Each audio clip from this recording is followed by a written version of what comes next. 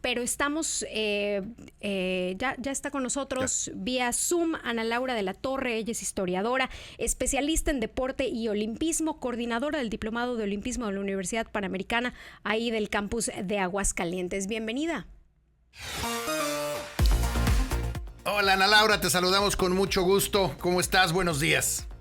Buenos días, Gastón, Viridiana, ¿cómo están? Buenos días, un gusto estar con ustedes esta mañana. No, hombre, al contrario, un gusto tenerte. Ana Laura, bueno, historia, ¿no? Que tú nos decías, Viridiana tuvo la oportunidad y la suerte de verte en una entrevista hace unas semanas, ¿no? Sí, por allá en televisión, y nos dimos a la tarea de contactarte. Te agradecemos muchísimo que nos recibas esta entrevista, porque me pareció muy interesante todo lo que ha tenido que suceder para que tengamos Juegos Olímpicos como los tenemos hoy. Sí, sin duda, ha sido, generalmente cuando pensamos en Juegos Olímpicos, pensamos en que se fueron creados grandiosos, tal y como los conocemos ahora.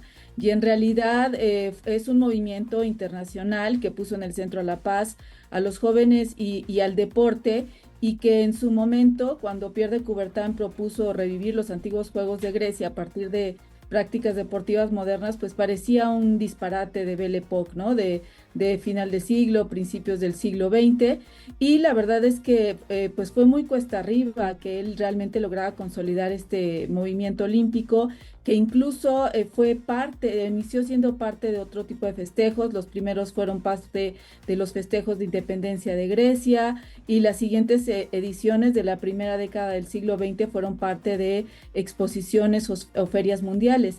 Y es hasta Estocolmo, 1912, que los Juegos Olímpicos se convierten en un evento con personalidad propia, aunque todavía no logran consolidar, digamos, la periodicidad, ¿no? Que es algo que es un logro de los Juegos Olímpicos, que se celebren 4 años por la emergencia de la Primera Guerra Mundial. La Segunda Guerra Mundial también detendrá el reloj olímpico, y posteriormente pues la pandemia que sufrimos desde en 2020, ¿no? Pero sin duda, pues la trayectoria del movimiento olímpico y la permanencia de los Juegos como este festival grandioso que ahora conocemos, pues es sinuosa, es sumamente interesante, ¿no? Tiene muchas aristas de análisis, desde la política internacional, desde la diplomacia, la historia del género, ¿no? También la historia del racismo, lo médico, en fin. Es una historia verdaderamente fascinante. Me da la impresión a veces, estamos platicando con Ana Laura de la Torre, historiadora, especialista en deporte y olimpismo, me da la impresión a veces que ver las Olimpiadas es como vernos al mundo, y los problemas que tenemos, las discusiones que tenemos, lo ves ahí reflejado, ¿no? Tuvimos crisis terribles como lo que sucedió con los israelíes, en fin, como que el estrés y la tensión, las cosas buenas y las cosas malas que estamos teniendo en el mundo se pueden, o por lo menos se podían percibir en las Olimpiadas. No sé si siga sucediendo desde tu punto de vista. No, sin duda, los Juegos Olímpicos siempre han sido como lo que llamamos los historiadores un estado de la cuestión del mundo, ¿no? O sea, tú puedes seguir la historia mundial, pero también las diversas historias nacionales, si tomas como enfoque a los Juegos Olímpicos. Y estos Juegos Olímpicos sin duda estaban llenos de temas, ¿no? La ausencia de Rusia por la invasión a Ucrania, ahí refleja una tensión internacional, pero también obviamente de Bielorrusia, que es aliado, las tensiones propias de Israel y Palestina, que al final se decide que ambas delegaciones marchen con sus banderas, el hecho de que Israel no reconozca el Estado palestino, pero el Comité Olímpico sí lo reconoce como un país, ¿no? Claro. Ahí marchan con su propia bandera. Esto recibió muchísimas críticas, porque si bien nadie puede justificar los ataques de Hamas del 8 de octubre,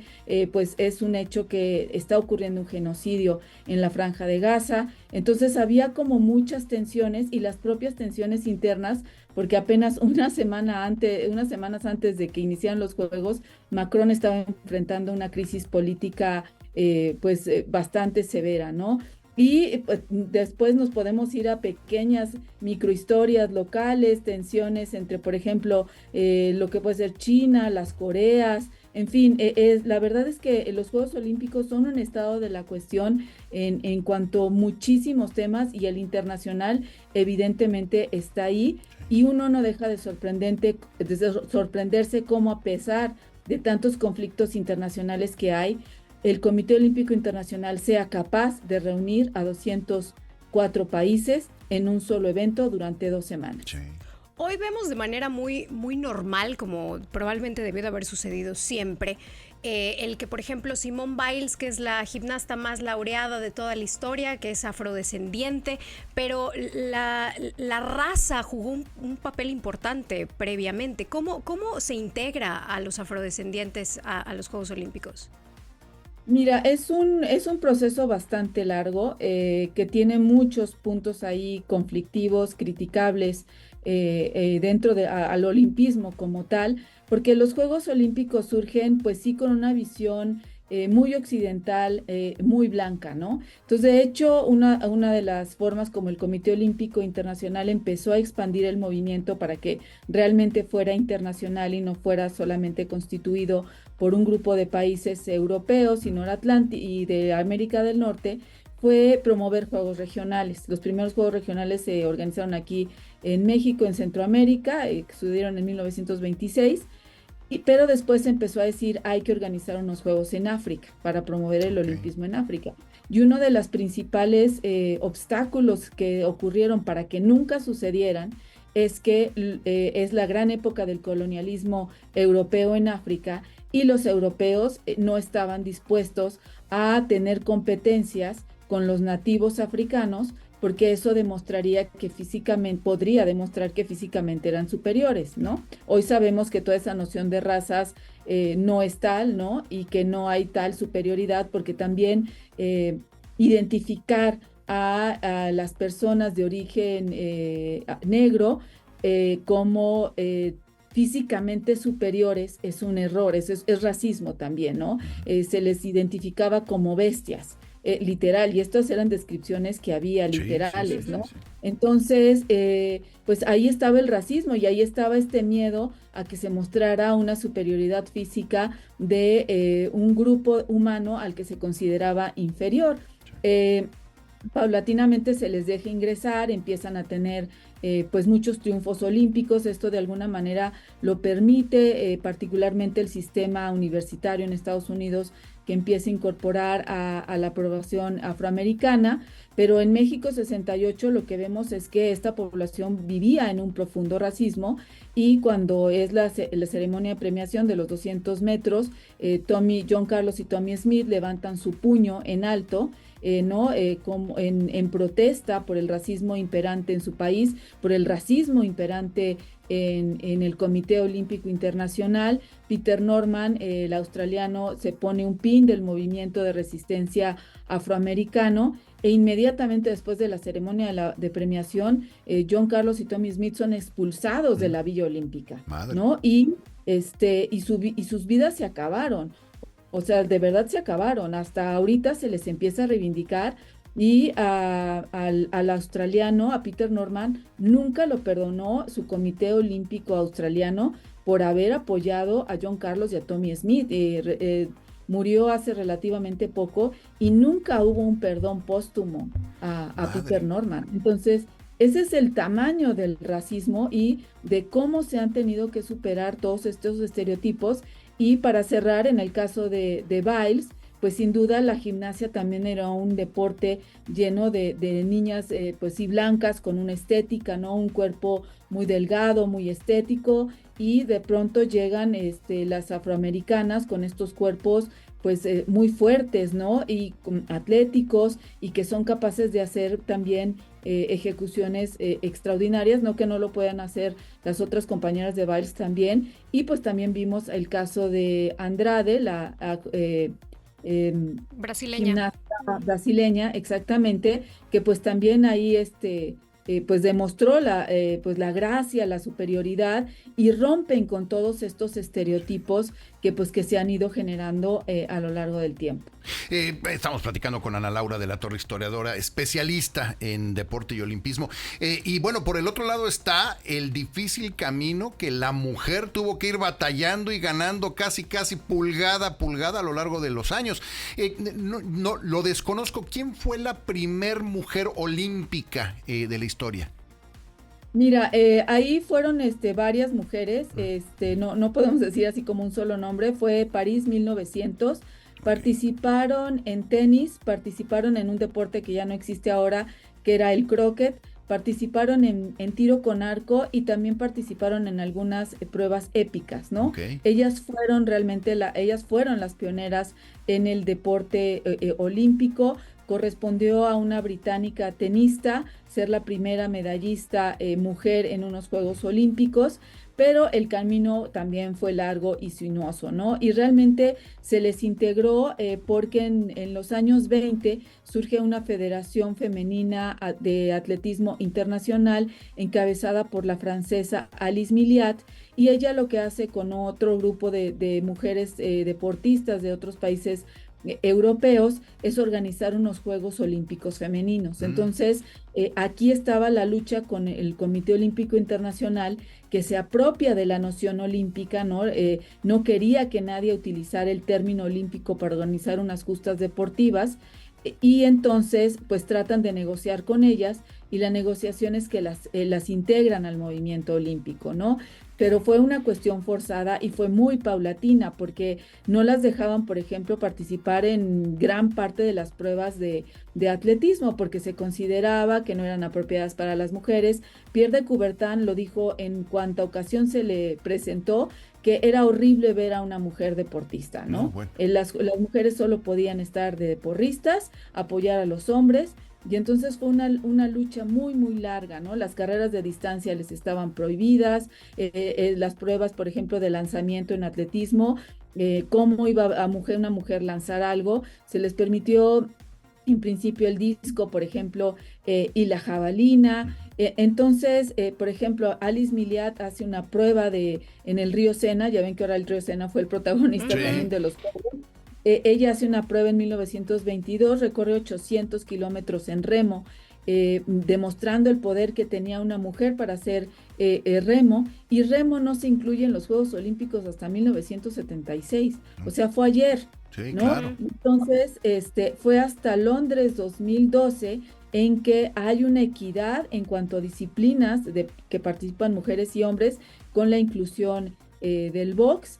Y en París 2024 se alcanza la equidad numérica en cuanto a participantes hombres y mujeres, aunque eso todavía no garantiza una paridad realmente de género o equidad de género. Pero nada más para que se den una idea, a finales del siglo XX el porcentaje de participantes mujeres era del 35, 30 y tantos %, o sea, mucho, mucho menor, ¿no? Entonces, para que se den cuenta, el camino largo y sinuoso no es retórica que han tenido que recorrer las mujeres para participar dentro del olimpismo. Sí, totalmente. Dentro de todas estas creencias para la participación de la mujer, me imagino que también incluía el hecho de las fortalezas físicas, o sea, que tal vez se pensaba que no eran lo suficientemente fuertes. Sí, no, sin duda. Mira, había argumentos, digamos, físicos, sociales y estéticos, ¿no? Sí. Y entre los físicos se decía que eran más débiles, pero se decían que eran más débiles para jugar deporte, pero para hacer labores de agricultura, para estar trabajando en las fábricas, para estar haciendo trabajos sumamente pesados, para eso nadie decía que eran débiles. Exacto. Lo tenían que hacer. Uh-huh. Entonces, había ahí tanto prejuicios de clase como prejuicios de género involucrados. También decían que las mujeres que practicaban deporte podían lastimarse o podían dañar sus órganos para su función principal en la sociedad, que era la reproducción, ¿no? Y por otro lado también decían que se veían feas porque se masculinizaban. Entonces están todos estos argumentos, ¿no?, que pues también se fueron desbancando gracias pues a la lucha de las mujeres que fueron emprendiendo en otros planos, porque curiosamente los movimientos feministas nunca vieron realmente al deporte como un espacio donde pudieran llevar su causa. Esto es como muy paradójico, a pesar de que, por ejemplo, las primeras sufragistas, pues una de sus, digamos, como símbolos de batalla es subirse a una bicicleta, porque no se les permitía subir a las mujeres a la bicicleta porque se podían dañar sus órganos para la reproducción. En fin, pero es hasta los décadas de 1970 del siglo pasado, también hace 2 días, que las feministas o esta segunda ola de feminismo se da cuenta que el deporte es un espacio fundamental en la lucha de los derechos de las mujeres. Y bueno, pues es un cruce sumamente interesante, ¿no? Ana Laura, en este minuto que nos queda, los Paralímpicos que empezaron el día de hoy, ¿desde cuándo existen? Mira, realmente el impulso a los Juegos, al deporte paralímpico inicia en Gran Bretaña en 1948, después de la guerra. Imaginen todos los jóvenes que quedaron con algún tipo de discapacidad producto de la Segunda Guerra Mundial. Claro. Y es en Gran Bretaña donde el doctor Goodman, empieza a ver que el deporte no solamente puede tener, digamos, beneficios fisiológicos, sino también psicológicos, y puede ser una manera de mostrar a la sociedad que una persona con alguna discapacidad no necesariamente tiene que estar recluida en un hospital y condenada a cuidados por toda su vida, sino que eran seres humanos y que seguían teniendo múltiples capacidades. Y es así como él empieza a organizar un movimiento internacional. La primera vez que sucede, digamos, estos Juegos Paralímpicos paralelos a los Juegos Olímpicos es en Roma, 1960. Sin embargo, no suceden los Juegos en las mismas instalaciones que los Juegos Olímpicos. Por ejemplo, de hecho en México, cuando fueron los Juegos aquí en México, no hubo edición local de Juegos Paralímpicos, sucedieron en Israel. Y es hasta 1988 donde los Juegos Paralímpicos ya se llevan a cabo en la misma sede de los Juegos Olímpicos o Juegos Convencionales, como nos llaman los atletas paralímpicos, y ya 1 año, 2 años después se forma el Comité Internacional Paralímpico, y bueno, pues es un movimiento que también ha tenido pues muchos obstáculos que superar, y como estaban ustedes comentando antes de que yo entrara al aire, pues es muy complejo también la clasificación, pero ahí están los atletas paralímpicos, no se diferencian de los convencionales, son gente con una amplia habilidad atlética y que buscan lo mismo que cualquier otro atleta, que es el podio olímpico. Totalmente. Ana Laura, te agradecemos muchísimo estos minutos. Ojalá nos permitas seguir molestándote para más conversaciones. No, pues para mí es un gusto, Viridiana, Gastón, y pues seguimos en contacto. Muchísimas gracias. Buen resto de semana. Ana Laura de la Torre, historiadora, especialista en deporte y olimpismo. Ella es coordinadora del Diplomado de Olimpismo de la Universidad Panamericana del campus de Aguascalientes. Qué verdadera placer de conversación. Sí. Tiene una capacidad de comunicar que va más allá del bien y del mal.